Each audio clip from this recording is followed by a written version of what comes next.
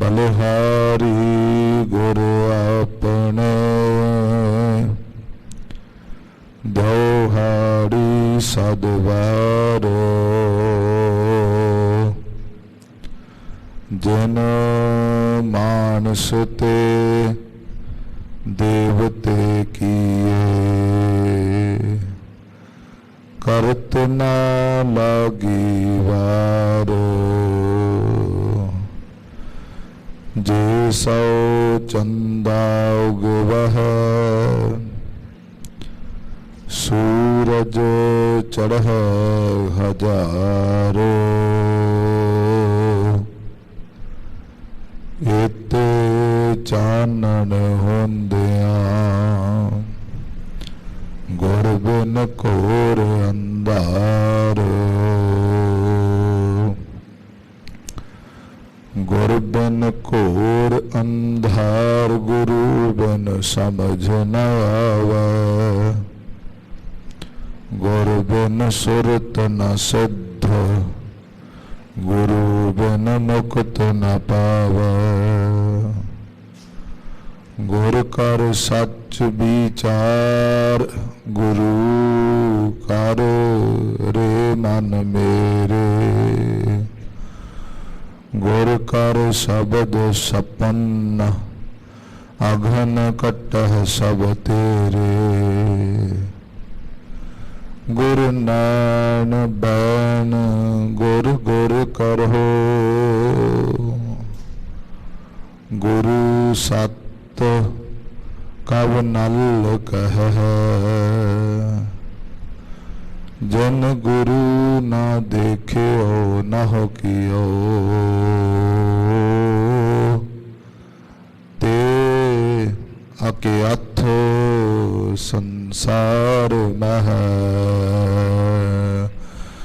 सो कहो टल गुर सेविया अहनस सहज सुभाए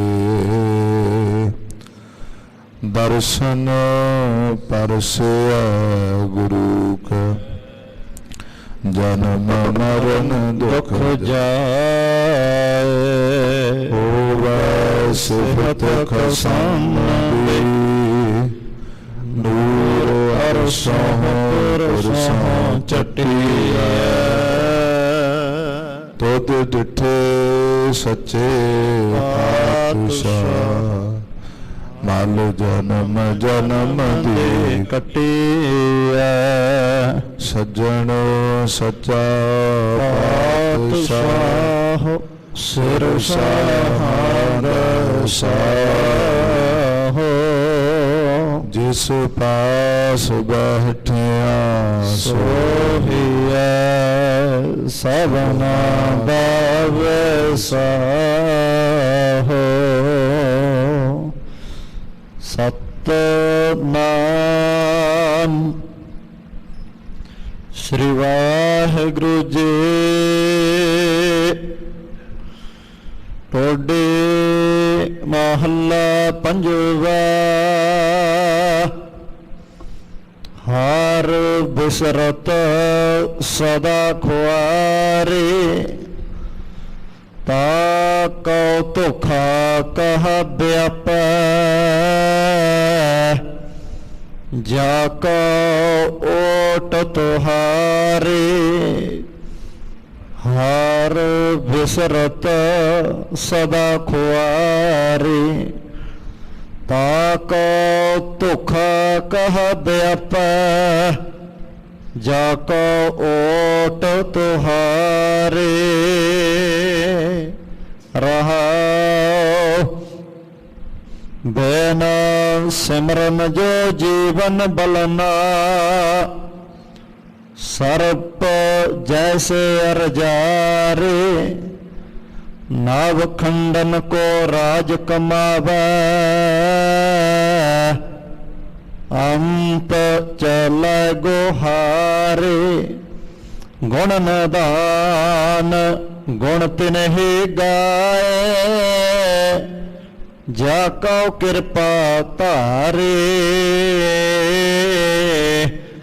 सो सुखिया धन उस जन्मा नानक तिस बलिहारे। गुण नदान गुण तिन्हि गाए जाको कृपा तारे। सो सुखिया धन उस जन्मा नानक तिस बलिहारे। वाहेगुरु जी का खालसा वाहेगुरु जी की फतेह।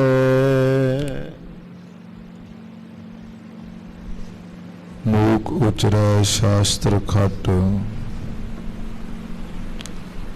पिंग गिरन चढ़ जाए। अंध लखै बदरो सुनै जो काल कृपा कराए। कहाँ तुच्छ प्रभु बुद्ध हमारी वर्ण सकें महिमा जो तिहारी।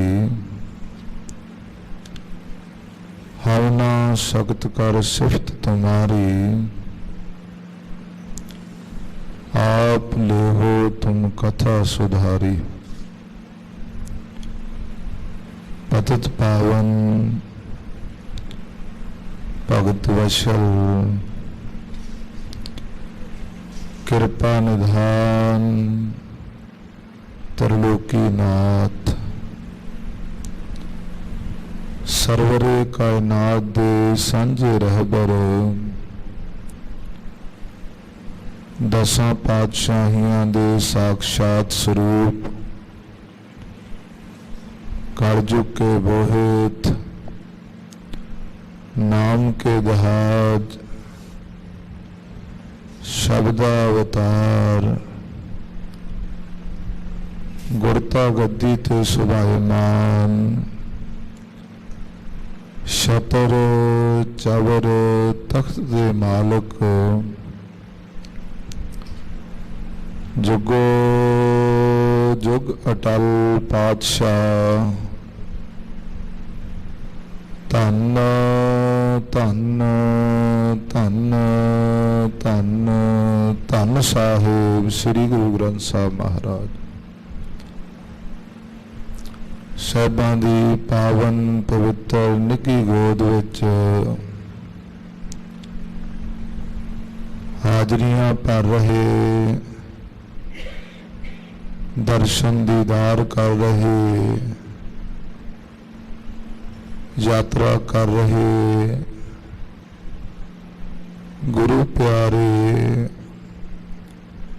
गुरु सवारे, गुरु खालसा जी।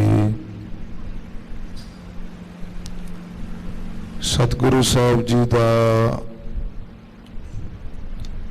तरस होया है, तरस पया मेहरामत होई, सतगुर सज्जन मिलिया। गरीब नवाज पातशाह जी ने तरस करके मेहरमत करके अपने पावन चरना विच बैठण दा सुभाग जोड़िया है।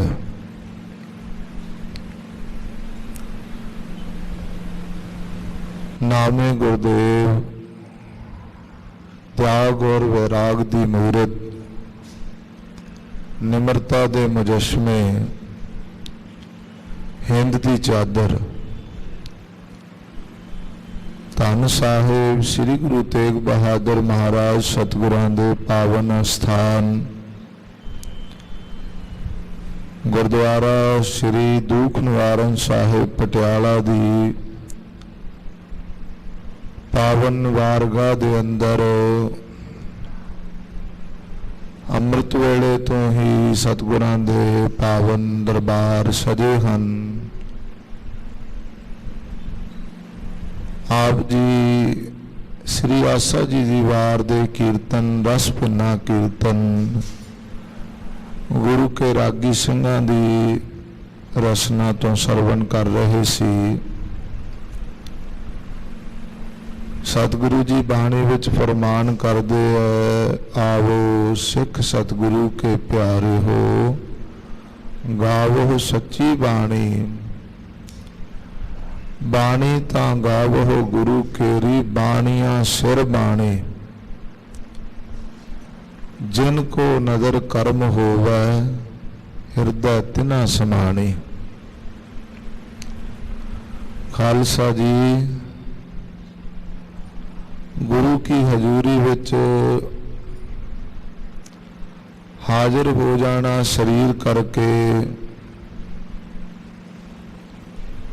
ਤੇ ਸਰੀਰ ਕਰਕੇ ਘੰਟਿਆਂ ਬੱਧੀ ਇੱਥੇ ਬੈਠੇ ਰਹਿਣਾ, ਪਰ ਮਨ ਕਿਤੇ ਹੋਰ ਹੀ ਤੁਰਿਆ ਫਿਰ ਰਿਹਾ ਹੈ।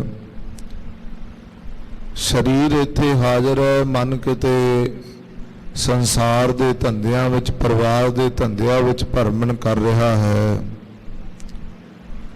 ਯਾਦ ਰੱਖਿਓ, ਸਤਿਗੁਰੂ ਸਾਹਿਬ ਦਾ ਫਰਮਾਨ ਹੈ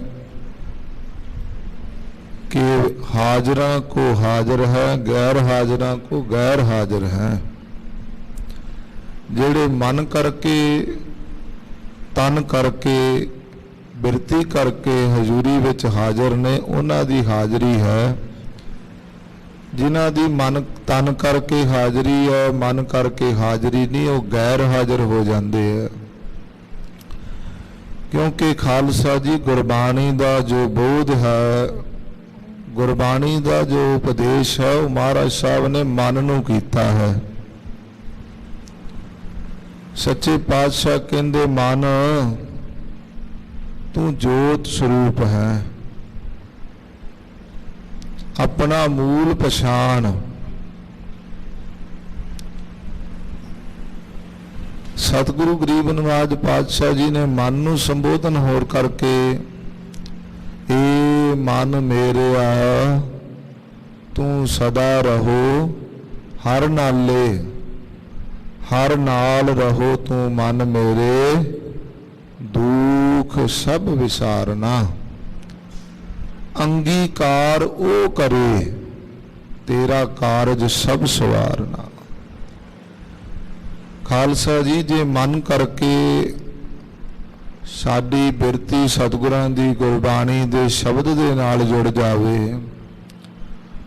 उस जुड़ी हुई बिरती विचों पुकार निकल जावे, जोदड़ी निकल जावे कि सच्चे पातशाह कृपा करो, हाउ आया दूरों चल के, मैं तकी तौ शरणाए जियो, मैं आसां रखी चित मैं, मेरा सबो दुख गवाए जियो। शर्त है खालसा जी, ये अरदास उदों निकली हुई होवे जदों मन गुरु के शब्द विच विन्निया होया होवे। ते खालसा जी, सच्चे पातशाह ने इहदा निर्णय दिता, अंगीकार वो करे। जदों साडी अरदास महाराज जी दे चरनां विच जांदी है ना, जोदड़ी बेनती, तरस दियां मिन्नतां भरियां बेनतियां जांदियां ने, उदों खालसा जी परमेश्वर अपनी गलवकड़ी विच लै लैंदा। जदों परमेश्वर दे अंगां नाल आपां जुड़ गए, अंगीकार हो गए, ते उहदा फल एडा वड्डा, तेरा अंगीकार हो करे, तेरा कारज सब सवारना। फिर भड़कण दी लोड़ नहीं, फिर ये चिंता करन दी जरूरत नहीं भी घर विच परिवार दा किद्दां साधन बनेगा, किद्दां उन्हां दा प्रवाह चलेगा, जे मैं ना पहुंचा तो काम किद्दां होवेगा।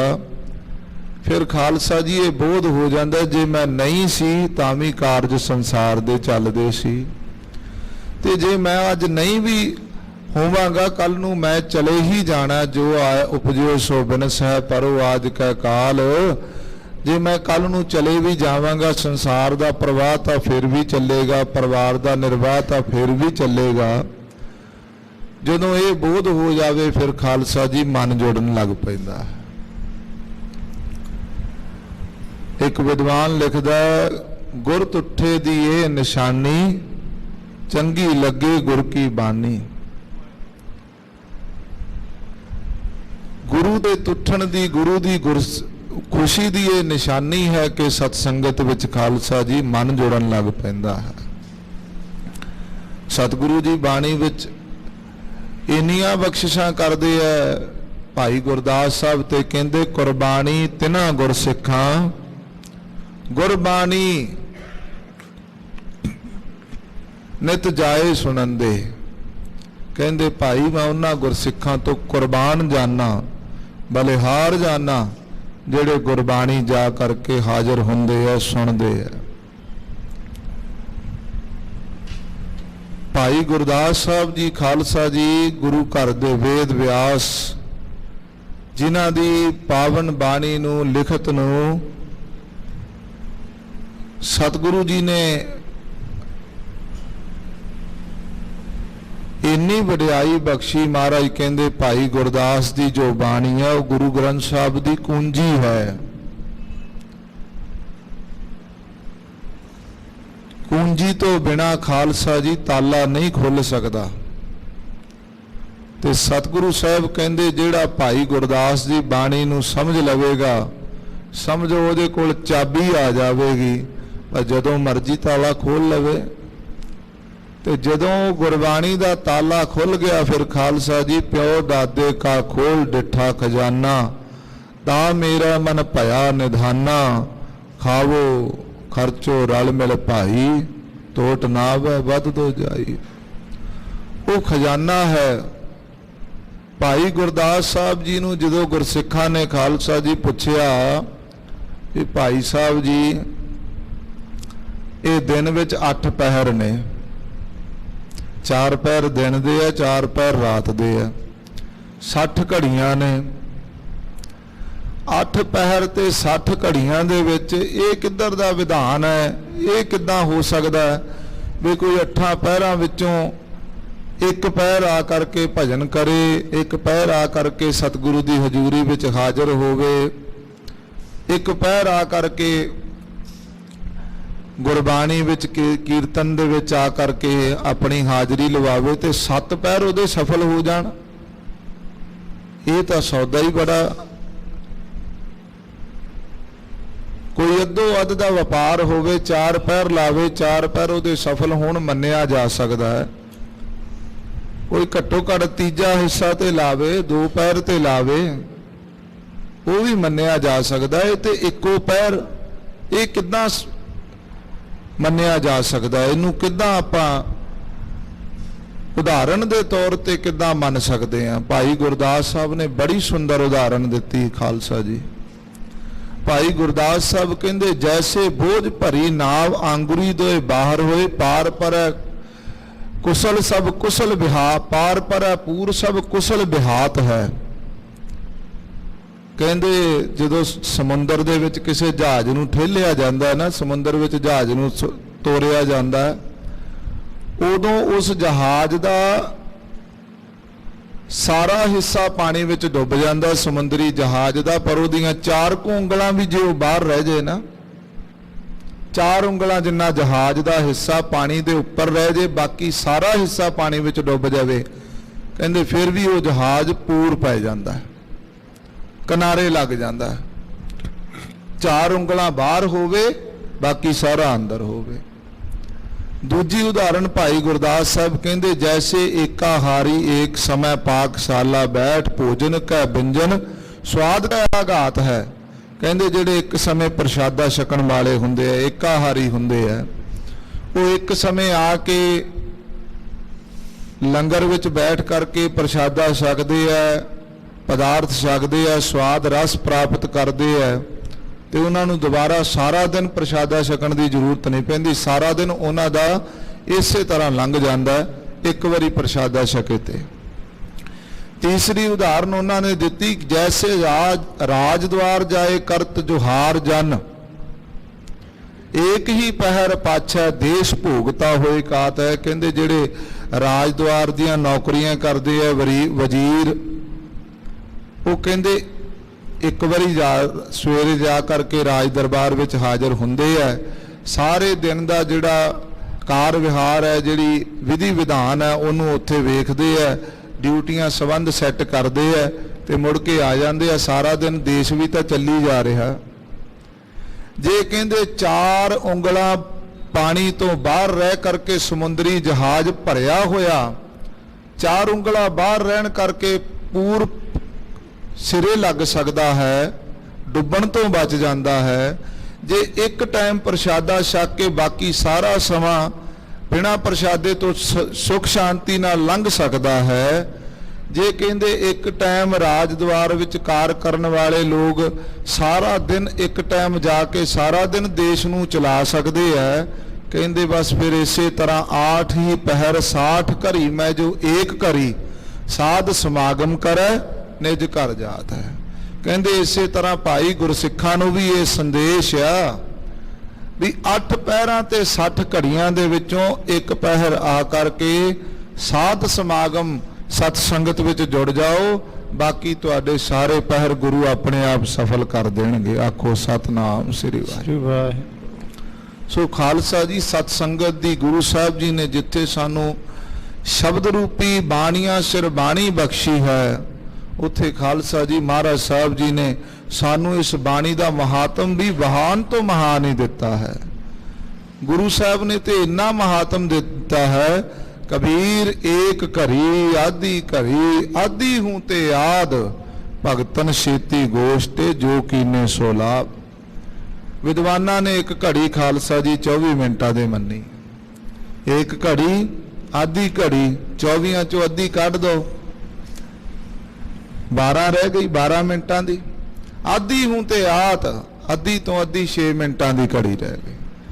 ਜੇ ਕਹਿੰਦੇ 6 ਮਿੰਟ ਵੀ ਇੱਕ ਚਿੱਤ ਜਿਹੇ ਇੱਕ ਛਿਨ ਧਿਆਇਓ, 6 ਮਿੰਟਾਂ ਲਈ ਵੀ ਅੱਧੀ ਤੋਂ ਅੱਧੀ ਘੜੀ ਵੀ ਆਪਾਂ ਚਿੱਤ ਬਿਰਤੀ ਇਕਾਗਰ ਕਰਕੇ ਸੰਗਤ ਵਿੱਚ ਬੈਠ ਜਾਈਏ, ਖਾਲਸਾ ਜੀ ਭਗਤਨ ਛੇਤੀ ਗੋਸ਼ਟੇ ਜੋ ਕੀਨੋ ਸਲਾਬੋ। 6 ਮਿੰਟ ਦੀ ਘੜੀ ਵੀ ਤੁਹਾਡਾ ਲਾਭ ਦਾ ਸੌਦਾ ਹੈ, ਘਾਟੇ ਦਾ ਨਹੀਂ। ਇੰਨੀ ਸਤ ਸੰਗਤ ਦੀ ਮਹਾਨਤਾ ਹੈ ਖਾਲਸਾ ਜੀ। ਇੱਕ ਸਾਖੀ ਵੀ ਆਉਂਦੀ ਹੈ, ਕਿਸੇ ਚੋਰ ਨੇ ਆਪਣੇ ਬੱਚੇ ਨੂੰ ਸਿਖਲਾਈ ਦਿੱਤੀ ਵੀ ਕਦੇ ਵੀ ਸੱਚ ਨਹੀਂ ਬੋਲਣਾ ਤੇ ਸਤ ਸੰਗਤ ਵਿੱਚ ਤੇ ਕਦੇ ਜਾਣਾ ਹੀ ਨਹੀਂ ਨਾ। ਜਿੱਥੇ ਸੰਗਤ ਹੋ ਰਹੀ ਹੈ ਉੱਥੇ ਤਾਂ ਕਦੇ ਲੰਘਣਾ ਹੀ, ਨੇੜਿਓਂ ਵੀ ਨਹੀਂ ਲੰਘਣਾ। ਜੇ ਕਿਤੇ ਮੌਕਾ ਬਣ ਜਾਵੇ ਲੰਘਣ ਦਾ ਤੇ ਉੱਥੋਂ ਦੀ ਗੱਲ ਕੰਨਾਂ ਵਿੱਚ ਨਹੀਂ ਪੈਣ ਦੇਣੀ, ਕੰਨਾਂ ਨੂੰ ਬੰਦ ਕਰ ਲੈਣਾ।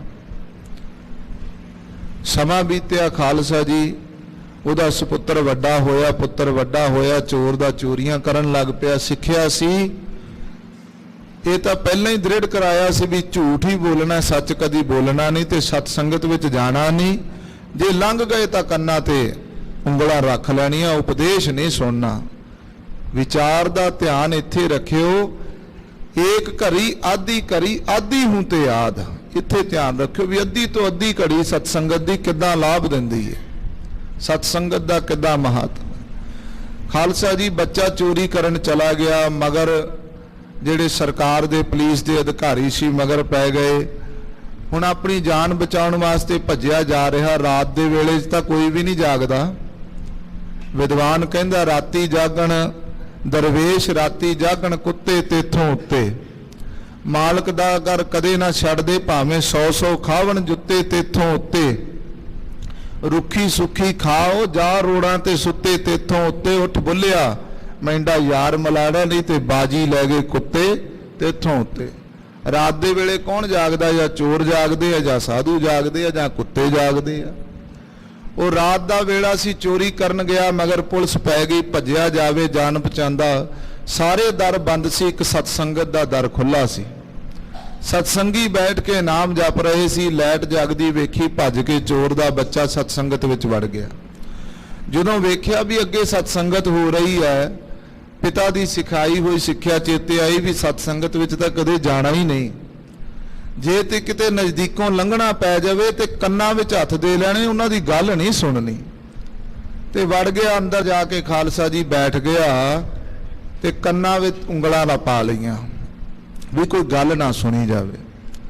ਪਿੱਛੇ ਪੁਲਿਸ ਵਾਲੇ ਵੇਖ ਰਹੇ ਆ, ਲੱਭਦੇ ਲੱਭਦੇ ਜਦੋਂ ਸਤ ਸੰਗਤ ਵੱਲ ਆਏ ਤੇ ਇਹਦਾ ਵੀ ਧਿਆਨ ਖਾਲਸਾ ਜੀ ਪੈ ਗਿਆ।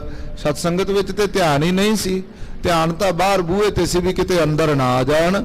ਕੱਲੇ ਮੇਰੇ ਕੰਨਾਂ ਉੱਤੇ ਉਂਗਲਾਂ ਰੱਖੀਆਂ, ਬਾਕੀ ਸਭ ਦੇ ਕੰਨਾਂ ਤੇ ਉਂਗਲਾਂ ਬਿਨਾਂ ਉਂਗਲਾਂ ਤੋਂ ਹਨ। ਤੋ ਜਦੋਂ ਖਾਲਸਾ ਜੀ ਇਹੋ ਵਿਧੀ ਬਣੀ, ਪਿੱਛੇ ਪੁਲਿਸ ਵਾਲੇ ਵੇਖੇ ਦਰਵਾਜ਼ੇ ਦੇ ਅੰਦਰ ਕੰਨਾਂ ਤੋਂ ਉਂਗਲਾਂ ਹਟ ਗਈਆਂ ਡਰ ਦੇ ਮਾਰੇ, ਤੇ ਉਹ ਕੰਨਾਂ ਤੋਂ ਉਂਗਲਾਂ ਹਟੀਆਂ। ਇੰਨੇ ਛਿਨ ਦੇ ਵਿੱਚ ਖਾਲਸਾ ਜੀ ਉਹ ਸਤ ਸੰਗਤ ਵਿੱਚ ਬਚਨ ਚੱਲ ਰਿਹਾ ਸੀ ਕਿ ਜਿਹੜੀਆਂ ਦੇਵ ਰੂਹਾਂ ਹੁੰਦੀਆਂ, ਜਿਹੜੀਆਂ ਅਵਤਾਰੀ ਰੂਹਾਂ ਹੁੰਦੀਆਂ, ਉਹਨਾਂ ਦੀ ਨਿਸ਼ਾਨੀ ਹੁੰਦੀ ਹੈ, ਉਹਨਾਂ ਦਾ ਪਰਛਾਵਾਂ ਧਰਤੀ ਉੱਤੇ ਨਹੀਂ ਪੈਂਦਾ। ਪਰਛਾਵਾਂ ਸਰੀਰ ਦਾ ਪੈਂਦਾ, ਅਵਤਾਰੀ ਪੁਰਸ਼ ਸਰੀਰ ਕਰਕੇ ਹੁੰਦੇ ਹੀ ਨਹੀਂ, ਸਰੀਰ ਵਿੱਚ ਆਉਂਦੇ ਹੀ ਨਹੀਂ। ਇਹਨਾਂ ਬਚਨ ਸੁਣ ਕਰਕੇ ਖਾਲਸਾ ਜੀ ਪੁਲਿਸ ਪਿੱਛੇ ਹੋ ਗਈ। ਇਹ ਚੋਰ ਦੇ ਪੁੱਤਰ ਨੇ ਉਸੇ ਵੇਲੇ ਕੰਨਾਂ ਤੇ ਹੱਥ ਰੱਖ ਲਏ, ਤੇ ਜਦੋਂ ਬਾਹਰ ਭੱਜਣ ਲੱਗਾ ਪੁਲਿਸ ਨੇ ਫੜ ਲਿਆ, ਜੇਲ੍ਹ ਵਿੱਚ ਕੈਦ ਕਰ ਦਿੱਤਾ। ਬੜੀ ਮਾਰ ਮਾਰੀ, ਬੜੀ ਤਸ਼ੱਦਦ ਦਿੱਤਾ, ਪਰ ਖਾਲਸਾ ਜੀ ਅੰਤ ਨੂੰ ਪਿਤਾ ਦੀ ਸਿੱਖਿਆ ਸੀ ਵੀ ਕਦੇ ਸੱਚ ਨਹੀਂ ਬੋਲਣਾ, ਝੂਠ ਹੀ ਬੋਲਦਾ ਰਿਹਾ, ਮੈਂ ਚੋਰੀ ਨਹੀਂ ਕੀਤੀ। ਉਹ ਜਿਹੜਾ ਦਰੋਗਾ ਸੀ, ਪੁਲਿਸ ਵਾਲਾ ਸੀ, ਉਹ ਕਹਿੰਦਾ ਸੀ ਕਿਤੇ ਮਾਰੀ ਨਾ ਦੇਣ, ਅਜੇ ਛੋਟੀ ਉਮਰ ਦਾ ਬੱਚਾ ਹੈ। ਇੰਨੀ ਕੁੱਟ ਖਾਣ ਤੇ ਵੀ ਜਿਹੜਾ ਨਹੀਂ ਮੰਨਿਆ, ਕੀ ਪਤਾ ਝੂਠਾ ਹੀ ਫੜਿਆ ਗਿਆ ਹੋਵੇ। ਫੜਿਆ ਵੀ ਇਹਨੂੰ ਗੁਰਦੁਆਰੇ ਦੇ ਦਰਬਾਰ ਦੇ ਬਾਹਰੋਂ ਹੀ ਹੈ ਨਾ, ਸਤਸੰਗਤ ਦੇ ਬਾਹਰੋਂ, ਕੀ ਪਤਾ ਸਤਸੰਗੀ ਹੋਵੇ। ਪੁਲਿਸ ਤੋਂ ਗਲਤੀਆਂ ਵੀ ਹੋ ਜਾਂਦੀਆਂ, ਝੂਠਾ ਬੰਦਾ ਨਾ ਫੜਿਆ ਗਿਆ ਹੋਵੇ। ਉਹਨੇ ਜੱਜ ਤੋਂ ਰਹਿਤ ਮੰਗੀ ਵੀ ਮੈਂ ਸਾਰੀ ਤਾੜਨਾ ਕਰਕੇ ਦੇਖ ਲਈ, ਮੈਨੂੰ ਇੱਕ ਮੌਕਾ ਹੋਰ ਦੇ ਦਿਓ। ਉਹ ਜੱਜ ਕਹਿੰਦਾ ਵੀ ਹੋਰ ਤੂੰ ਕਿੰਨੀ ਕੁ ਤਾੜਨਾ ਦੇਣੀ? ਕਹਿੰਦਾ ਹੁਣ ਤਾੜਨਾ ਨਹੀਂ ਦੇਣੀ। ਕਹਿੰਦੇ ਹੁਣ ਕੀ ਕਰਨਾ? ਕਹਿੰਦਾ ਮੈਨੂੰ ਕਿਸੇ ਨੇ ਦੱਸਿਆ ਵੀ ਜਿਹੜੇ ਚੋਰ ਵੀ ਹੁੰਦੇ ਆ ਨਾ, ਉਹ ਵੀ ਆਪਣੇ ਘਰੋਂ ਰੱਬ ਨੂੰ ਧਿਆ ਕੇ ਤੁਰਦੇ ਆ ਵੀ ਰੱਬਾ ਮੈਂ ਚੱਲਿਆ, ਤੇ ਇਸ ਕਰਕੇ ਮੈਨੂੰ ਹੁਣ ਇਹਦੇ ਤੇ ਪ੍ਰੀਖਿਆ ਕਰਕੇ ਵੇਖ ਲੈਣ ਦਿਓ। ਰਾਤ ਨੂੰ ਖਾਲਸਾ ਜੀ ਜੇਲ੍ਹ ਦੀ ਕੋਠੜੀ ਦੇ ਵਿੱਚ ਬੰਦ ਹੈ। ਇੱਕ ਬੀਬੀ ਨੂੰ ਸ਼ਿੰਗਾਰ ਕਰਾ ਕੇ, ਰੂਪ ਬਣਾ ਕੇ ਮਾਤਾ ਦਾ, ਦੇਵੀ ਦਾ, ਉਹ ਭੇਜ ਦਿੱਤਾ ਵੀ ਤੂੰ ਜਾ ਕੇ ਇਹਨੂੰ ਇੰਨਾ ਮਨਾ ਲੈ ਵੀ ਤੂੰ ਚੋਰੀ ਕੀਤੀ ਹੈ ਜਾਂ ਨਹੀਂ ਕੀਤੀ। ਉਹ ਬੀਬੀ ਦਾ ਰੂਪ ਬਣਾ ਕੇ ਜਦੋਂ ਖਾਲਸਾ ਜੀ ਕਾਲ ਕੋਠੜੀ ਦੇ ਸਾਹਮਣੇ ਕੀਤਾ, ਆਵਾਜ਼ ਦਿੱਤੀ, ਬੱਚਾ ਤੈਨੂੰ ਕਾਲ ਕੋਠੜੀ ਵਿੱਚੋਂ ਛੁਡਾਉਣ ਵਾਸਤੇ ਆਈ ਆ, ਤੂੰ ਚੋਰੀ ਕਰਨ ਕਿਉਂ ਗਿਆ ਸੀ? ਜਦੋਂ ਇੰਨੀ ਗੱਲ ਸੁਣੀ ਖਾਲਸਾ ਜੀ ਅੱਖਾਂ ਖੁੱਲੀਆਂ, ਵੇਖਿਆ ਸਾਹਮਣੇ ਦੇਵੀ ਮਾਤਾ ਹੈ, ਤੇ ਮਨ ਵਿੱਚ ਖਿਆਲ ਬਣ ਗਿਆ ਵੀ ਇਹ ਤੇ ਮਾਤਾ ਮੈਨੂੰ ਛਡਾਉਣ ਵਾਸਤੇ ਆ ਗਈ। ਤੇ ਉਧਰੋਂ ਖਿਆਲ ਇਹ ਘੁੰਮੀ ਜਾਵੇ ਵੀ ਪਿਤਾ ਨੇ ਕਿਹਾ ਕਦੇ ਝੂਠ ਸੱਚ ਨਹੀਂ ਬੋਲਣਾ, ਤੇ ਦੂਸਰਾ ਖਿਆਲ ਆ ਗਿਆ ਹੁਣ ਤੇ ਦੇਵੀ ਆ ਗਈ, ਇਹ ਤੇ ਅੰਦਰ ਦੀਆਂ ਗੱਲਾਂ ਜਾਣਦੀ ਹੈ, ਇਹਦੇ ਅੱਗੇ ਝੂਠ ਬੋਲ ਕੇ ਕੀ ਲੈਣਾ, ਸੱਚ ਦੱਸ ਹੀ ਦਈਏ ਚੋਰੀ ਕਿਉਂ ਕਰਨ ਗਿਆ ਸੀ। ਇਹਨਾਂ ਦੋ ਵਿਚਾਰਾਂ ਦੇ ਵਿੱਚ ਉਹ ਜਿਹੜੀ ਇੱਕ ਪਲ ਸਤ ਸੰਗਤ ਦੀ ਵਿਚਾਰ ਸੀ ਨਾ, ਉਹ ਵੀ ਵਿੱਚ ਟਕਰਾ ਗਈ। ਉਹ ਇਹ ਟਕਰਾ ਗਈ ਵੀ ਜਿਹੜੀਆਂ ਦੇਵ ਰੂਹਾਂ ਹੁੰਦੀਆਂ, ਦੇਵ ਸ਼ਕਤੀਆਂ ਹੁੰਦੀਆਂ, ਉਹਨਾਂ ਦਾ ਪਰਛਾਵਾਂ ਨਹੀਂ ਪੈਂਦਾ, ਇਹ ਵੀ ਗੱਲ ਟਕਰਾ ਗਈ। ਉਹ ਇਹ ਗੱਲ ਜਦੋਂ ਟਕਰਾਈ, ਧਿਆਨ ਦਿੱਤਾ ਤੇ ਪਰਛਾਵਾਂ ਇਹਦਾ ਬੀਬੀ ਦਾ ਪੈ ਰਿਹਾ ਧਰਤੀ ਉੱਤੇ, ਹਨੇਰੇ ਵਿੱਚ ਆਈ ਸੀ ਨਾ। ਜਦੋਂ ਦੇਖਿਆ ਪਰਛਾਵਾਂ ਪੈ ਰਿਹਾ, ਉਸੇ ਵੇਲੇ ਖਾਲਸਾ ਜੀ ਉਸ ਵਿਚਾਰ ਨੂੰ ਉੱਤੇ ਰੱਖ ਕੇ ਕਹਿ ਦਿੱਤਾ ਮੈਂ ਤਾਂ ਚੋਰੀ ਕੀਤੀ ਨਹੀਂ।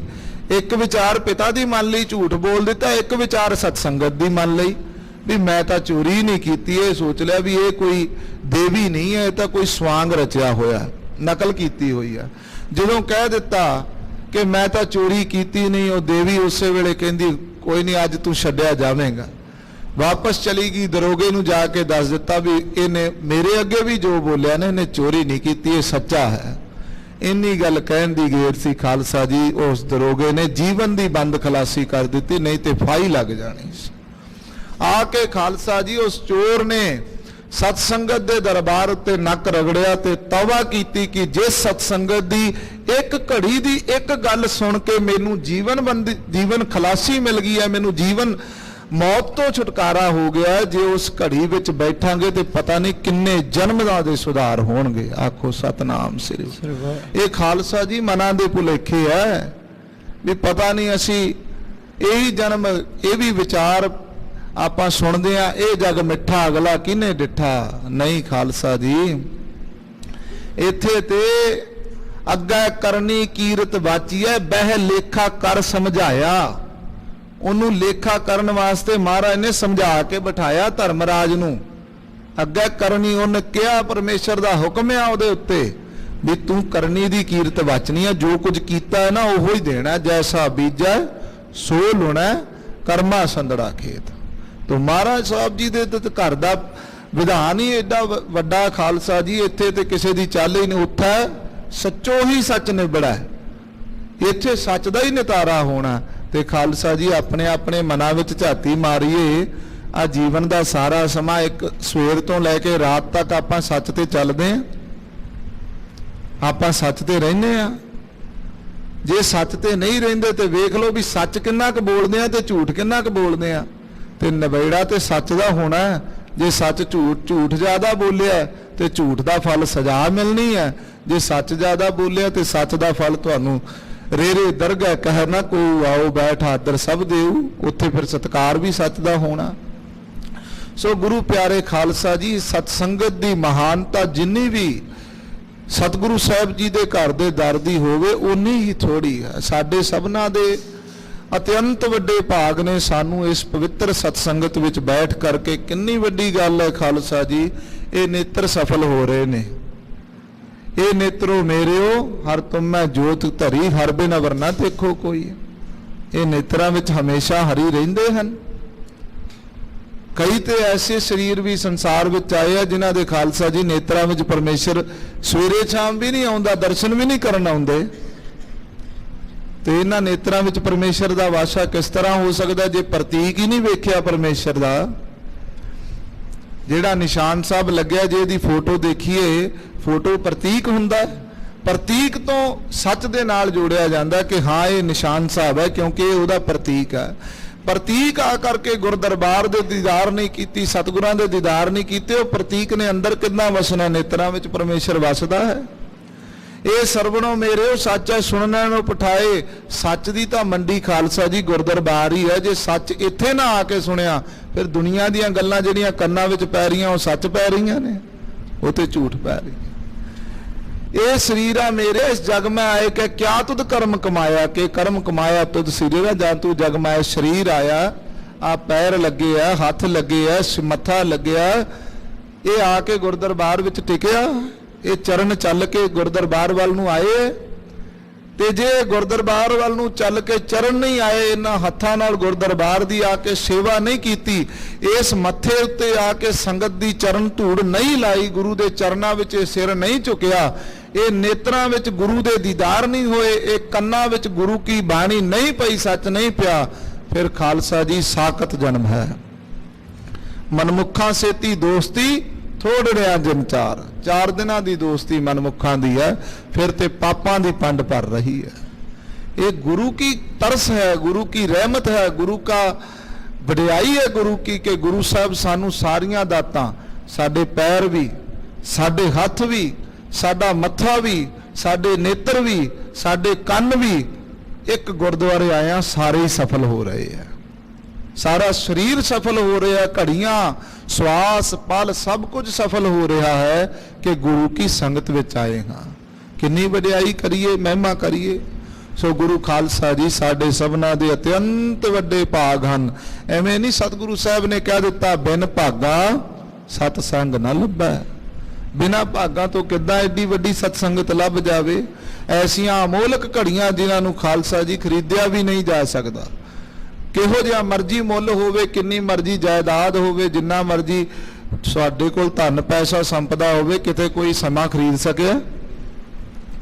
ਕੋਈ ਇੱਕ ਘੜੀ ਖਰੀਦ ਕੇ ਲਿਆ ਕੇ ਦੇ ਦੇਵੇ ਵੀ ਮੈਂ ਘੜੀ ਖਰੀਦ ਕੇ ਲਿਆਂਦੀ ਆ, ਜਦੋਂ ਸਰੀਰ ਚੜ੍ਹਾਈ ਕਰਦਾ ਉਦੋਂ ਹੀ ਕਹਿ ਦੋ ਵੀ ਅਸੀਂ ਸਾਹ ਖਰੀਦਨੇ ਆ, ਡਾਕਟਰਾਂ ਕੋਲ ਜਾ ਕੇ ਵੀ ਸਾਨੂੰ ਸਾਹ ਦੇ ਦਿਓ। ਕੋਈ ਖਰੀਦ ਸਕਿਆ? ਤੇ ਜਿਹੜੇ ਸਾਹ ਖਰੀਦੇ ਨਹੀਂ ਜਾ ਸਕਦੇ ਉਹਨਾਂ ਨੂੰ ਸਫਲਿਆਂ ਤਾਂ ਕੀਤਾ ਜਾ ਸਕਦਾ। ਸਫਲਤਾ ਹੋ ਸਕਦੇ ਆ, ਉਹ ਪਵਿੱਤਰਤਾ ਹੋ ਸਕਦੇ ਆ। ਉਹ ਪਵਿੱਤਰ ਖਾਲਸਾ ਜੀ ਸਤਿਗੁਰ ਤੋਂ ਬਿਨਾ ਕਿਤੇ ਨਹੀਂ ਹੁੰਦੇ। ਸੋ ਗੁਰੂ ਸਾਹਿਬ ਨੇ ਤਰਸ ਕੀਤਾ, ਸਾਨੂੰ ਪਵਿੱਤਰ ਸਤ ਸੰਗਤ ਬਖਸ਼ੀ ਹੈ। तो जो गुरु घर की नायम है, मर्यादा है, जो साडी प्रातन मर्यादा है। भाई नंद लाल साहब जी महाराज साहब ने दसिया सी ना, दर्शन करे मेरा पुन आए, अदब स्यों बैठ गुरहित चित लाए। मेरा आके दर्शन करे, अदब नाल आके संगत विच बैठे, कथा सुने गुरहित चित ठान। चित गुरु के चरनां नाल जोड़ करके गुरु की बाणी की कथा सरवण करनी है।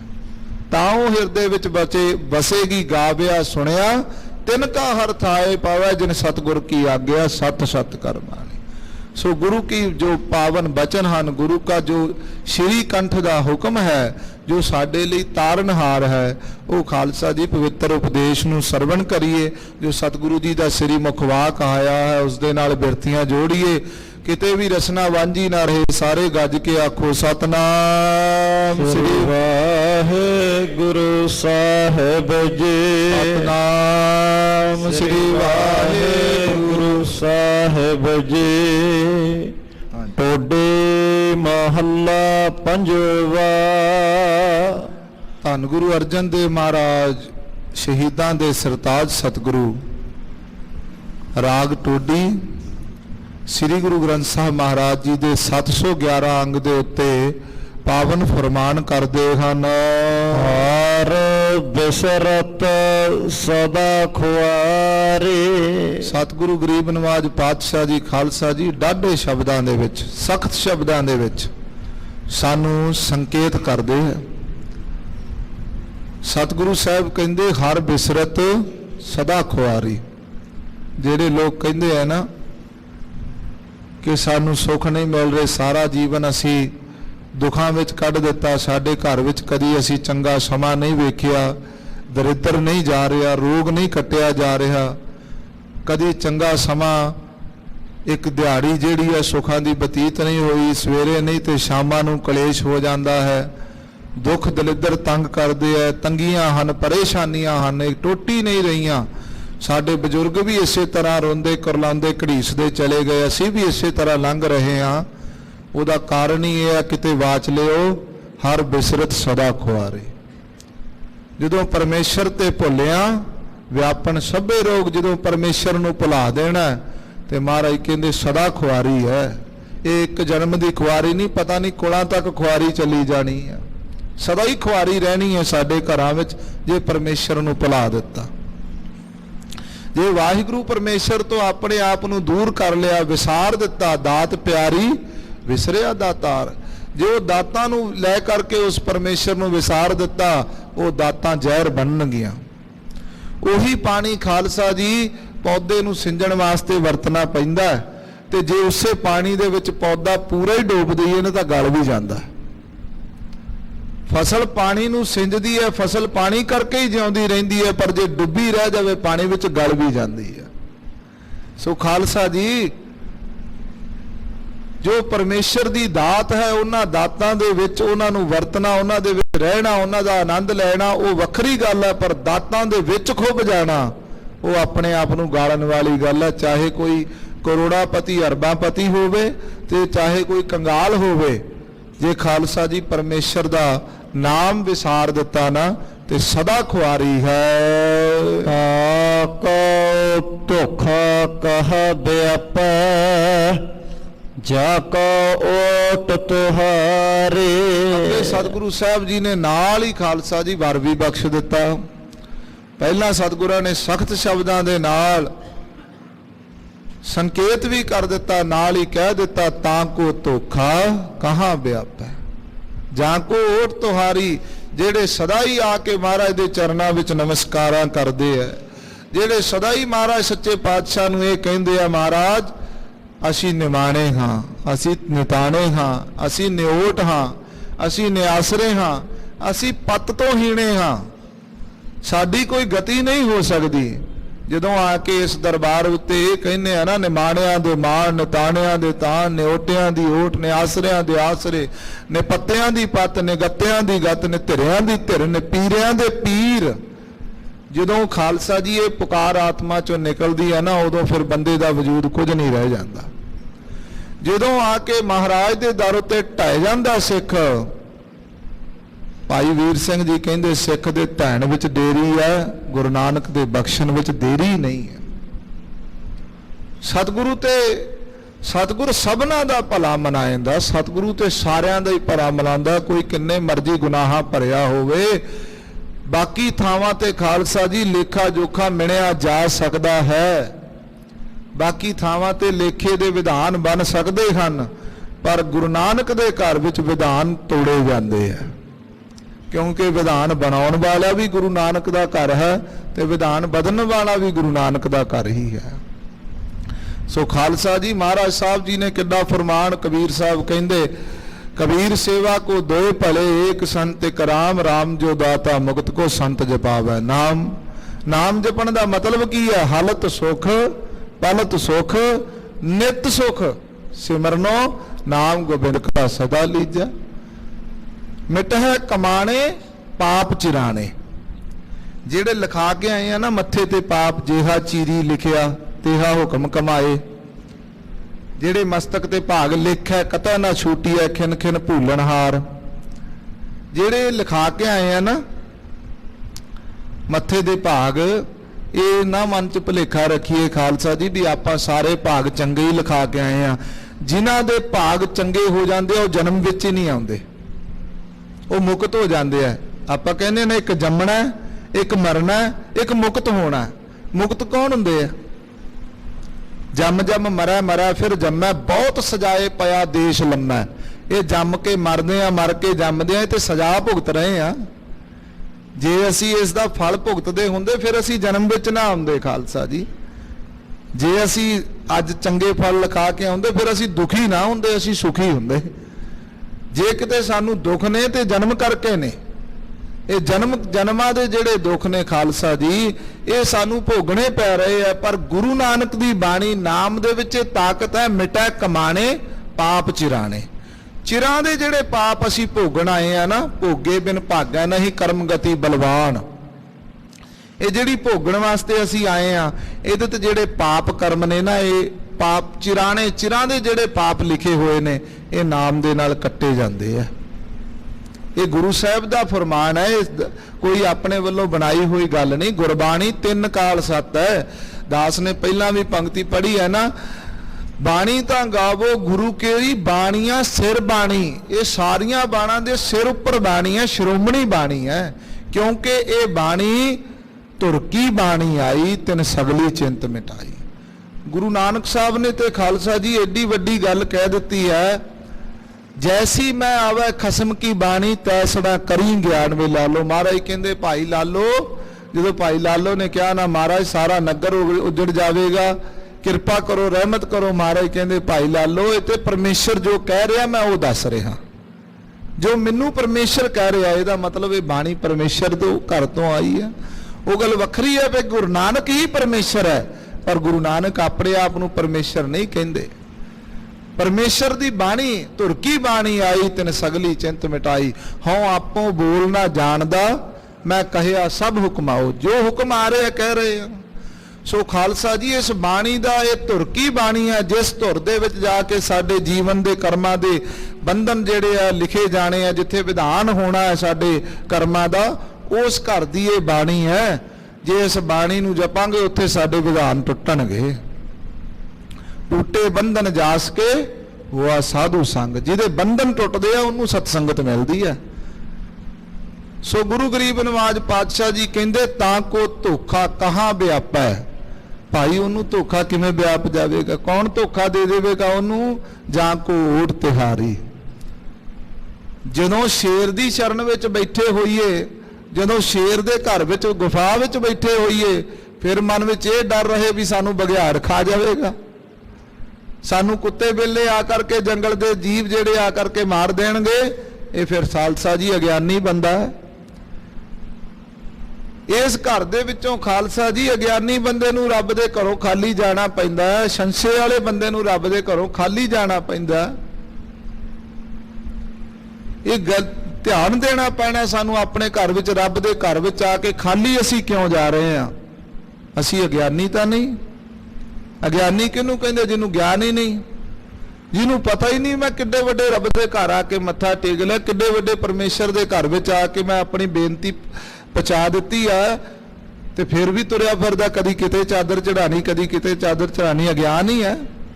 ਗਿਆਨ ਹੀ ਨਹੀਂ ਵੀ ਕਿੱਡੀ ਵੱਡੀ ਤਾਕਤ ਹੈ ਪਰਮੇਸ਼ਰ, ਕਿੱਡੀ ਵੱਡੀ ਬਾਣੀਆਂ ਸਿਰ ਬਾਣੀ, ਸਾਰੀ ਬਾਣੀਆਂ ਦੀ ਸ਼੍ਰੋਮਣੀ ਬਾਣੀ। ਕਿਵੇਂ ਹੈ ਖਾਲਸਾ ਜੀ ਸ਼੍ਰੋਮਣੀ ਬਾਣੀ? ਇੱਕ ਛੋਟੀ ਜੀ ਉਦਾਹਰਣ, ਇੱਕ ਗੀਤ ਲੈ ਲਓ, ਇੱਕ ਕਹਾਣੀ ਲੈ ਲਓ, ਇੱਕ ਕੋਈ ਵੀ ਇਕਾਂਗੀ ਲੈ ਲਓ, ਕੋਈ ਵੀ ਕਾਵ ਰਚਨਾ ਲੈ ਲਓ। ਜੇ ਇੱਕ ਕਹਾਣੀ ਤੁਹਾਨੂੰ ਕੋਈ ਇੱਕ ਵਾਰ ਸੁਣਾਏਗਾ ਤੁਹਾਨੂੰ ਰੌਚਕ ਲੱਗੇਗੀ, ਦੂਜੀ ਵਾਰ ਸੁਣਾਏਗਾ ਜਿੰਨਾ ਰਸ ਪਹਿਲਾਂ ਆਇਆ ਸੀ ਉਹ ਘਟ ਜਾਏਗਾ, ਤੀਜੀ ਵਾਰ ਸੁਣਾਏਗਾ ਤੁਹਾਡੇ ਮੂੰਹੋਂ ਸੁਭਾਵਕ ਨਿਕਲ ਜਾਏਗਾ, ਬਸ ਹੋਰ ਨਾ ਸੁਣਾ, ਜੀ ਨਹੀਂ ਕਰਦਾ ਸੁਣਨ ਨੂੰ। ਕਿਉਂ? ਕਿਉਂਕਿ ਜਿੰਨਾ ਕੁ ਉਸ ਬਾਣੀ ਦੇ ਵਿੱਚ, ਉਸ ਸ਼ਬਦ ਦੇ ਵਿੱਚ, ਉਸ ਰਚਨਾ ਦੇ ਵਿੱਚ ਰਸ ਸੀ ਨਾ, ਉਹ ਤੁਹਾਨੂੰ ਇੱਕ ਦੋ ਵਾਰ 'ਚ ਹੀ ਮਿਲ ਗਿਆ, ਤੀਜੀ ਵਾਰ ਮਿਲਣ ਨੂੰ ਜੀ ਨਹੀਂ ਕਰਦਾ ਸੁਣਨ ਨੂੰ। ਜਿੰਨਾ ਗੀਤ ਦੇ ਵਿੱਚ ਰਸ ਸੀ, ਭਾਵੇਂ ਉਹ ਸੁਰਾਂ ਦਾ ਰਸ ਹੋਵੇ, ਭਾਵੇਂ ਗੀਤ ਦਾ ਰਸ ਹੋਵੇ, ਭਾਵੇਂ ਕਵਿਤਾ ਦਾ ਰਸ ਹੋਵੇ, ਉਹ ਪਹਿਲੀ ਦੂਜੀ ਵਾਰ ਵਿੱਚ ਮਿਲ ਜਾਂਦਾ, ਤੀਜੀ ਵਾਰ ਸੁਣਨ ਨੂੰ ਜੀ ਨਹੀਂ ਕਰਦਾ। ਆ ਬਾਣੀ ਵਿੱਚ ਕੀ ਰਸ ਹੈ, ਸਾਡੇ ਬਜ਼ੁਰਗ ਵੀ ਸੁਣਦੇ ਆਏ ਆ, ਅਸੀਂ ਵੀ ਸੁਣੀ ਜਾਂਦੇ ਆ, ਅੱਗੇ ਸਾਡੀਆਂ ਪੀੜ੍ਹੀਆਂ ਵੀ ਸੁਣੀ ਜਾਂਦੀਆਂ। ਕੋਈ ਕਹਿੰਦਾ ਤੇ ਹੈ ਨਹੀਂ ਵੀ ਹੋਰ ਨਾ ਪੜ੍ਹ ਜਪਜੀ ਸਾਹਿਬ। ਕਿੰਨੇ ਹੀ ਪੜ੍ਹਤੇ ਜਪਜੀ ਸਾਹਿਬ ਸਾਡੇ, ਅਸੀਂ ਰੋਜ਼ ਜਪਜੀ ਸਾਹਿਬ ਪੜ੍ਹਦੇ ਹਾਂ, ਸਾਡਾ ਤੇ ਮਨ ਕਰਦਾ ਨਹੀਂ। ਇਹ ਗੱਲ ਜ਼ਰੂਰ ਸੁਣੀ ਹੈ, ਕਹਿੰਦੇ ਜੇ ਨਿਤਨੇਮ ਨਾ ਕਰੀਏ ਤੇ ਮਨ ਨੂੰ ਖੋਹ ਬੜੀ ਪੈਂਦੀ ਹੈ। ਇਹ ਕੀ ਰਸ ਹੈ ਜਿਹੜੀ ਖੋਹ ਪੈਂਦੀ ਹੈ ਜੀ? ਇਹਨੂੰ ਵਿਚਾਰਨਾ ਪੈਣਾ। ਜਦੋਂ ਇਸ ਵਿਚਾਰ ਤੇ ਆ ਗਏ ਨਾ, ਫਿਰ ਪਤਾ ਲੱਗੇਗਾ ਬਾਣੀਆਂ ਸਿਰ ਬਾਣੀ, ਇਹ ਸ਼੍ਰੋਮਣੀ ਬਾਣੀ ਹੈ। ਇਸ ਬਾਣੀ ਨੂੰ ਤਿੰਨਾਂ ਕਾਲਾਂ ਵਿੱਚ ਖਾਲਸਾ ਜੀ ਕੋਈ ਝੂਠ ਨਹੀਂ ਕਰ ਸਕਦਾ, ਤੇ ਬਾਣੀ ਦਾ ਅਟਲ ਫਰਮਾਨ ਸਤਿਗੁਰੂ ਬਖਸ਼ ਰਹੇ ਆ, ਤਾਂ ਕੋ ਧੋਖਾ ਕਹਾਂ ਵਿਆਪੈ ਜਾਂ ਕੋ ਓਟ ਤੁਹਾਰੀ। ਕਿਵੇਂ ਧੋਖਾ ਹੋ ਸਕਦਾ ਜਿਨ੍ਹਾਂ ਨੂੰ ਪਰਮੇਸ਼ਰ ਦੀ ਓਟ ਹੋਵੇ? ਹੁਣ ਖਾਲਸਾ ਜੀ ਧੋਖਾ ਵੇਖਣਾ ਵੀ ਧੋਖਾ ਹੁੰਦਾ ਕੀ ਆ। ਧੋਖਾ ਹੁੰਦਾ ਹੈ ਕਿ ਜੋ ਚੀਜ਼ ਸਾਨੂੰ ਦਿਖਾਈ ਗਈ ਹੈ ਉਹ ਚੀਜ਼ ਅਸਲ ਵਿੱਚ ਨਹੀਂ ਹੈ, ਉਹ ਧੋਖਾ ਹੁੰਦਾ। ਜੋ ਚੀਜ਼ ਬਾਰੇ ਸਾਨੂੰ ਦੱਸਿਆ ਗਿਆ ਹੋਵੇ, ਅਸੀਂ ਕੋਈ ਚੀਜ਼ ਵਸਤਰ ਖਰੀਦਣ ਜਾਈਏ, ਕਿੰਨੀ ਦੁਕਾਨਦਾਰ ਉਹਦੀ ਕਰਦੇ ਆ ਜੀ, ਇਹ ਵਸਤਰ ਬੜਾ ਚੰਗਾ, ਇਹ ਖਰਾਬ ਨਹੀਂ ਹੋਏਗਾ, ਇਹਨੂੰ ਬੂਰ ਨਹੀਂ ਆਵੇਗਾ, ਇਹ ਇਦਾਂ ਨਹੀਂ, ਰੰਗ ਨਹੀਂ ਫੇਟ ਹੋਏਗਾ। ਤੇ ਜਦੋਂ ਉਹਦੇ ਸਾਰੇ ਔਗਣ ਬਾਹਰ ਆ ਜਾਂਦੇ ਆ, ਧੋਤਿਆਂ ਰੰਗ ਵੀ ਫੇਟ ਹੋ ਜਾਂਦਾ, ਕੱਪੜਾ ਵੀ 2-3 ਧੋਤਿਆਂ ਖਰਾਬ ਹੋ ਜਾਂਦਾ, ਫਿਰ ਉਹ ਧੋਖਾ ਹੁੰਦਾ। ਆਪਾਂ ਕਹਿੰਦੇ ਸਾਡੇ ਨਾਲ ਧੋਖਾ ਕਰ ਦਿੱਤਾ। ਸੋ ਇਹ ਧੋਖਾ ਖਾਲਸਾ ਜੀ ਸੰਸਾਰੀ ਹੈ, ਸੰਸਾਰ ਦੇ ਮਾਇਕੀ ਪਦਾਰਥਾਂ ਦਾ ਧੋਖਾ ਹੈ। ਇੱਕ ਵੱਡੇ ਪਦਾਰਥਾਂ ਦਾ ਵੀ ਧੋਖਾ ਹੁੰਦਾ ਸਾਡੇ ਨਾਲ। ਜਿਹੜਾ ਵੱਡਾ ਧੋਖਾ ਹੁੰਦਾ ਉਹ ਮਾਇਆ ਦਾ ਧੋਖਾ ਹੁੰਦਾ, ਉਹ ਮਾਇਆ ਧੋਖਾ ਵਰਤਾਉਂਦੀ ਹੈ। ਇਹ ਧੋਖਾ ਕਿਤੇ ਕਬੀਰ ਸਾਹਿਬ ਦੀ ਜੀਵਨੀ ਪੜ੍ਹੀਏ ਨਾ, ਉਦੋਂ ਪਤਾ ਲੱਗਦਾ। ਕਬੀਰ ਸਾਹਿਬ ਖੱਡੀ ਬਣ ਰਹੇ ਸੀ ਤੇ ਪਰਮੇਸ਼ਰ ਦੀ ਮਾਇਆ ਆਈ, ਕਿਉਂਕਿ ਭਗਤਾਂ ਤਾਂ ਸੰਸਾਰੀਆਂ ਜੋੜ ਕਦੇ ਨਾ ਆਇਆ, ਭਗਤਾਂ ਦੀ ਆਪਣੀ ਰੀਤ ਆ। ਉਹ ਪਰਮੇਸ਼ਰ ਦੀ ਮਾਇਆ ਨੇ ਕਿਹਾ ਵੀ ਇਹ ਵੇਖੀਏ ਤਾਂ ਸਹੀ ਕਿੰਨਾ ਕਿਹਦੇ ਅੰਦਰ ਰੱਬ ਦੀ ਪ੍ਰਾਪਤੀ ਦੀ ਖਿੱਚ ਹੈ, ਕਿਤੇ ਛੇਤੀ ਹੀ ਮੁੜ ਜਾਵੇ, ਆਪਣਾ ਰਾਹ ਸਾਫ਼ ਹੋ ਜਾਵੇ ਐਵੇਂ। ਕਿਉਂਕਿ ਖਾਲਸਾ ਜੀ ਜਿਹੜੀ ਮਾਇਆ ਹੈ ਨਾ, ਇਹਦੇ ਨਾਲ ਪਰਮੇਸ਼ਰ ਨੇ ਇਸ ਸ੍ਰਿਸ਼ਟੀ ਨੂੰ ਸਿਰਜਣਾ ਕੀਤਾ। ਜਿਵੇਂ ਕਿ ਇੱਕ ਮਾਤਾ ਪਿਤਾ ਦੇ ਸੰਬੰਧ ਤੋਂ ਬੱਚਾ ਅੱਗੇ ਸੰਸਾਰ ਦੀ ਵੇਲ ਵੱਧਦੀ ਹੈ ਨਾ, ਇਸੇ ਤਰ੍ਹਾਂ ਪਰਮੇਸ਼ਰ ਤੇ ਮਾਇਆ ਦੋਵਾਂ ਦੇ ਸੰਬੰਧ ਨਾਲ ਇਹ ਸੰਸਾਰ ਦੀ ਰਚਨਾ ਹੋਈ ਹੈ। ਏਕਾ ਮਾਈ ਜੁਗਤ ਵਿਆਈ ਤਿੰਨ ਚੇਲੇ ਪ੍ਰਵਾਨ, ਉਹ ਜੁਗਤੀ ਬਣੀ ਹੈ। ਹੁਣ ਮਾਇਆ ਵੀ ਚਾਹੁੰਦੀ ਹੈ ਕੋਈ ਪਰਮੇਸ਼ਰ ਨੂੰ ਨਾ ਪ੍ਰਾਪਤ ਕਰ ਲਏ, ਜਿਵੇਂ ਇਸਤਰੀ ਚਾਹੁੰਦੀ ਹੈ ਕਿ ਮੇਰੇ ਪਤੀ ਨੂੰ ਕੋਈ ਨਾ ਭਰਮਾ ਸਕੇ ਦੂਸਰਾ, ਇਸੇ ਤਰ੍ਹਾਂ ਮਾਇਆ ਵੀ ਚਾਹੁੰਦੀ ਹੈ। ਮਾਇਆ ਭਗਤਾਂ ਦੇ ਨਾਲ ਖਾਲਸਾ ਜੀ ਜਦੋਂ ਭਗਤ ਪਰਮੇਸ਼ਰ ਨੂੰ ਪਾਣ ਜਾਂਦੇ ਆ, ਫਿਰ ਮਾਇਆ ਨੂੰ ਵਿਗਣ ਪੈਂਦਾ ਵੀ ਮੇਰੇ ਪਤੀ ਪਰਮੇਸ਼ਰ ਤੇ ਕਿਸੇ ਦੂਸਰੇ ਦਾ ਅਧਿਕਾਰ ਹੱਕ ਨਹੀਂ ਹੋਣਾ ਚਾਹੀਦਾ। ਮਾਇਆ ਭਰਮਾਉਣ ਵਾਸਤੇ ਕਬੀਰ ਸਾਹਿਬ ਨੂੰ ਗਈ ਤੇ ਖੱਡੀ ਤੇ ਜਾ ਕਰਕੇ ਖਾਲਸਾ ਜੀ ਜਿਹੜੇ ਸੰਦ ਸੀ ਉਹ ਸਿਉਨੇ ਦੇ ਬਣਾ ਦਿੱਤੇ। ਜਦੋਂ ਸਿਉਨੇ ਦੇ ਬਣਾ ਦਿੱਤੇ, ਕਬੀਰ ਸਾਹਿਬ ਨੇ ਦੇਖਿਆ, ਕਬੀਰ ਸਾਹਿਬ ਕਿਸੇ ਸਾਧੂ ਦੀ ਖੱਡੀ ਬੁਣ ਰਹੇ ਸੀ, ਖੇਸ ਬੁਣ ਰਹੇ ਸੀ। ਉਹ ਕਹਿੰਦੇ ਮੈਂ ਪਹਿਲਾਂ ਮੇਰਾ ਬੁਣ ਦੇ। ਕਹਿੰਦੇ ਨਹੀਂ ਭਾਈ, ਸਾਧੂ ਆਇਆ, ਇਹਦਾ ਬਣਨਾ ਜ਼ਰੂਰੀ ਆ। ਕਹਿੰਦੇ ਨਹੀਂ ਪਹਿਲਾਂ ਮੇਰਾ ਬੁਣ, ਮੈਂ ਤੈਨੂੰ ਜ਼ਿਆਦਾ ਮੁੱਲ ਦਿਆਂਗੀ। ਕਹਿੰਦੇ ਮੁੱਲ ਵਾਲੀ ਤਾਂ ਗੱਲ ਹੀ ਨਹੀਂ ਹੈ ਇੱਥੇ, ਇੱਥੇ ਤੇ ਸੇਵਾ ਦੀ ਗੱਲ ਆ।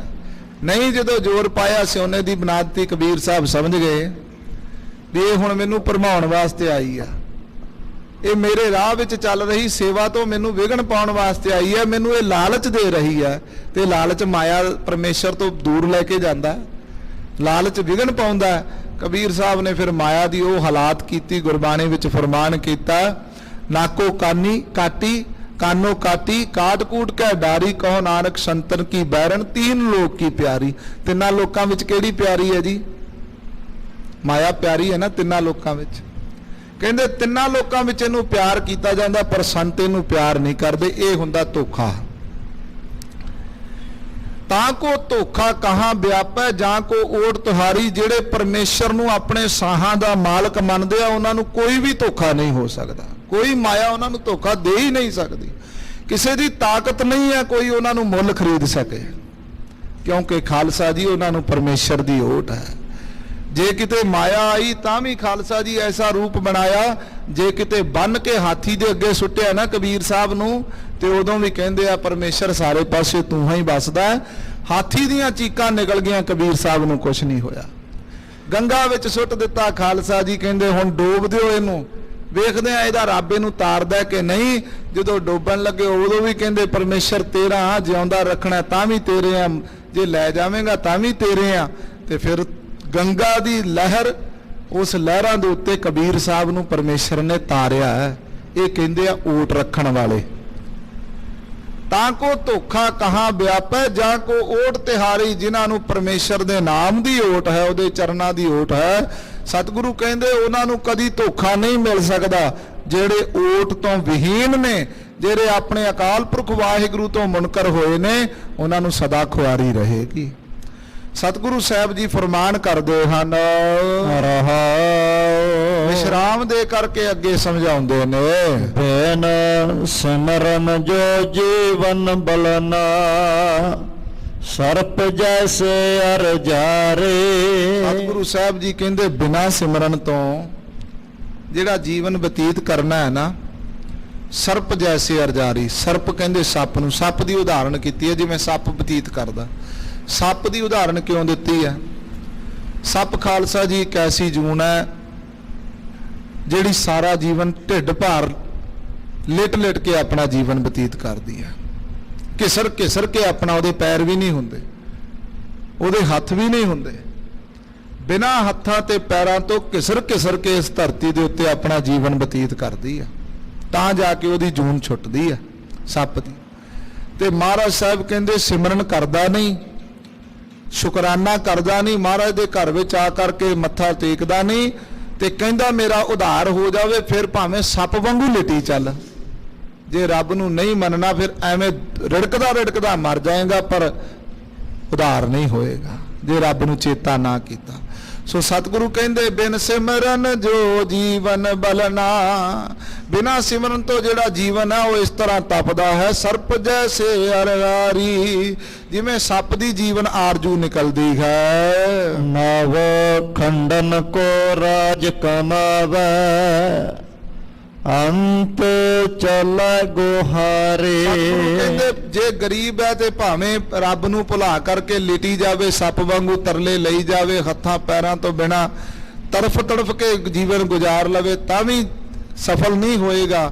ਤੇ ਭਾਵੇਂ 9 ਖੰਡਾਂ ਵਿੱਚ ਰਾਜ ਕਮਾਉਣ ਵਾਲਾ ਹੋਵੇ, ਵੱਡਾ ਰਾਜਾ ਹੋਵੇ, ਵੱਡੀ ਪ੍ਰਜਾ ਹੋਵੇ, ਵੱਡਾ ਧਨ ਸੰਪਦਾ ਹੋਵੇ, ਵੱਡੀ ਰਿਆਸਤ ਹੋਵੇ, ਸਭ ਕੁਝ ਹੋਵੇ, ਸੁੱਖ ਸੁਵਿਧਾਵਾਂ ਹੋਣ, ਰਾਣੀਆਂ ਮਹਾਰਾਣੀਆਂ ਪਟਰਾਣੀਆਂ ਦਾਸੀਆਂ, ਸਾਰਾ ਕੁਝ ਹੋਵੇ, ਫੌਜ ਹੋਵੇ, ਰਾਜ ਸਾਜ ਹੋਵੇ, ਸ਼ਸਤਰ ਬਸਤਰ ਹੋਣ, ਖਜ਼ਾਨਿਆਂ ਦੇ ਭਰੇ ਭੰਡਾਰੇ ਹੋਣ, ਨਵ ਖੰਡਨ 9 ਖੰਡਾਂ ਤੱਕ ਰਾਜ ਹੋਵੇ, ਅੰਤ ਚਲੇ ਗੋਹਾਰੀ। ਮਹਾਰਾਜ ਕਹਿੰਦੇ ਜੇ ਰੱਬ ਨੂੰ ਨਹੀਂ ਧਿਆਉਂਦਾ, ਪਰਮੇਸ਼ਰ ਦਾ ਸ਼ੁਕਰਾਨੇ ਵਿੱਚ ਨਹੀਂ ਨਿਕਲਦੇ ਸ਼ਬਦ, ਤੇ ਅੰਤ ਨੂੰ ਹਾਰ ਕੇ ਜਾਵੇਗਾ।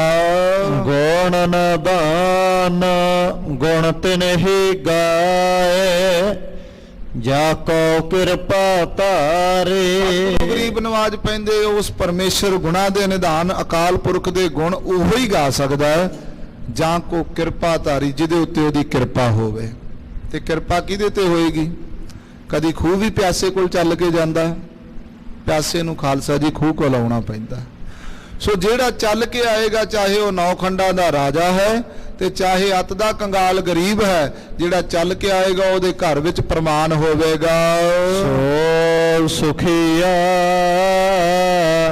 ਧੰਨ ਉਸ ਜਨਮ, ਨਾਨਕ ਤਿਸ ਬਲਿਹਾਰੇ। ਸਤਿਗੁਰੂ ਗਰੀਬ ਨਵਾਜ ਪਾਤਸ਼ਾਹ ਕਹਿੰਦੇ ਜਿਹੜਾ ਭਾਈ ਪਰਮੇਸ਼ਰ ਦੇ ਘਰ ਚੱਲ ਕੇ ਆ ਜਾਵੇ, ਵਾਹਿਗੁਰੂ ਦੇ ਘਰ ਵਿੱਚ ਜਿਹੜਾ ਉਹਦੀ ਕਿਰਪਾ ਦਾ ਪਾਤਰ ਬਣ ਜਾਂਦਾ ਹੈ, ਸੋ ਸੁਖੀਆ, ਉਹ ਸਦਾ ਸੁਖੀ ਰਹਿੰਦਾ ਹੈ। ਧੰਨ ਉਸ ਜਨਮਾ, ਉਹਦਾ ਜਨਮ ਵੀ ਭਾਈ ਧੰਨਤਾ ਦੇ ਯੋਗ ਹੈ। ਤੇ ਸਤਿਗੁਰੂ ਅੰਤ ਵਿੱਚ ਕਹਿੰਦੇ ਨਾਨਕ ਤਿਸ ਬਲਿਹਾਰੀ, ਅਸੀਂ ਭਾਈ ਐਸੇ ਗੁਰਸਿੱਖ ਤੋਂ ਬਲਿਹਾਰ ਜਾਂਦੇ ਆ, ਕੁਰਬਾਨ ਜਾਂਦੇ ਆ, ਜਿਹੜੇ ਆਪਣੇ ਵਾਹਿਗੁਰੂ ਦਾ ਸ਼ੁਕਰਾਨਾ ਕਰਦੇ ਹਨ, ਉਹਦੇ ਚਰਨਾਂ ਵਿੱਚ ਉਹਦੀਆਂ ਦਾਤਾਂ ਦਾ ਆ ਕਰਕੇ ਸ਼ੁਕਰਾਨਾ ਕਰਦੇ ਹਨ। ਸੋ ਸਤਿਗੁਰੂ ਗਰੀਬ ਨਵਾਜ ਪਾਤਸ਼ਾਹ ਜੀ ਦੇ ਪਾਵਨ ਗੁਰਵਾਕ ਵਿਚਾਰ ਕਰਦਿਆਂ, ਸੰਗਤ ਵਿੱਚ ਵਿਚਾਰ ਕਰਦਿਆਂ, ਗੁਰਮਤਿ ਵਿਚਾਰ ਕਰਦਿਆਂ ਬੇਅੰਤ ਪ੍ਰਕਾਰ ਦੀਆਂ ਭੁੱਲਾਂ ਗਲਤੀਆਂ ਤਰੁੱਟੀਆਂ ਰਹਿ ਗਈਆਂ ਨੇ। ਆਪ ਸਰਬੱਤ ਸੰਗਤ ਸਤਿਗੁਰੂ ਗਰੀਬ ਨਵਾਜ ਸੱਚੇ ਪਾਤਸ਼ਾਹ ਬਖਸ਼ਣ ਯੋਗ ਹਨ, ਬਖਸ਼ ਲੈਣਾ। ਸਮੁੱਚੇ ਪ੍ਰਬੰਧ ਦਾ ਅਤੇ ਸ਼੍ਰੋਮਣੀ ਗੁਰਦੁਆਰਾ ਪ੍ਰਬੰਧਕ ਕਮੇਟੀ ਦਾਸ ਦੇ ਵਿਦਿਆ ਦਾ ਤੇ ਸਿੰਘ ਸਾਹਿਬ ਗਿਆਨੀ ਪ੍ਰਿਤਪਾਲ ਸਿੰਘ ਜੀ ਤਿਨਾਂ ਦਾ ਸਮੁੱਚੇ ਹੀ ਸਾਰੇ ਸੇਵਾਦਾਰਾਂ ਦਾ ਸਭ ਦਾ ਅਤਿਅੰਤ ਧੰਨਵਾਦ। ਰਾ ਕੋਟ ਕੋਟ ਧੰਨਵਾਦ ਸਤਿਗੁਰੂ ਸ੍ਰੀ ਗੁਰੂ ਗ੍ਰੰਥ ਸਾਹਿਬ ਮਹਾਰਾਜ ਜੀ ਦਾ। ਭੁੱਲਾਂ ਚੁੱਕਾਂ ਨੂੰ ਖਿਮਾ ਕਰੋ। ਗੱਜ ਕੇ ਫਤਿਹ ਬੁਲਾਓ। ਵਾਹਿਗੁਰੂ ਜੀ ਕਾ ਖਾਲਸਾ ਵਾਹਿਗੁਰੂ ਜੀ